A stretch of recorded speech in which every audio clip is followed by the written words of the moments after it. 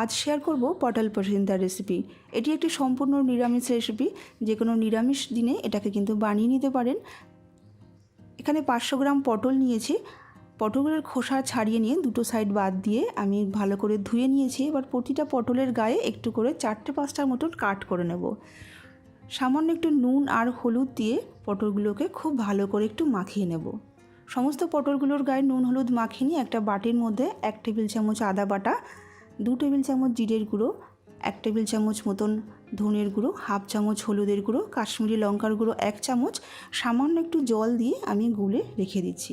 এইভাবে একটু যদি গুলে রেখে দেওয়া হয় তাহলে কিন্তু একদম বাটা মশলার মতনই স্বাদ আসে। কড়াইতে দিয়ে দিচ্ছি আমি সর্ষের তেল। আমি 4 থেকে 5 টেবিল চামচ মতন সর্ষের তেল নিয়েছি। রান্নাটা আমি সর্ষের তেলেই করছি। গ্যাসটাকে মিডিয়ামে রেখে আমি একটু লালচে করে পটলগুলোকে ভেজে নেব।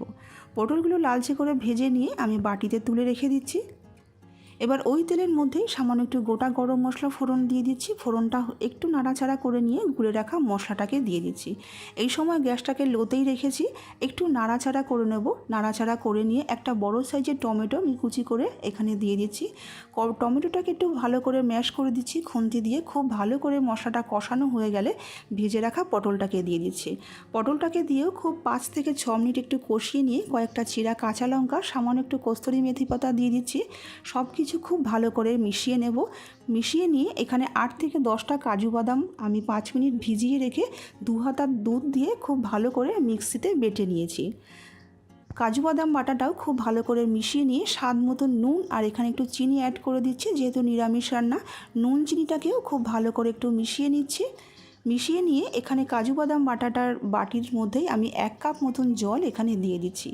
5 মিনিট মতন গ্যাসটাকে মিডিয়ামে রেখে আমি সেদ্ধ হতে দেব। দেখুন পটলটা আমার সুন্দর সুসেদ্ধ হয়ে গেছে। রান্নাটা কমপ্লিট।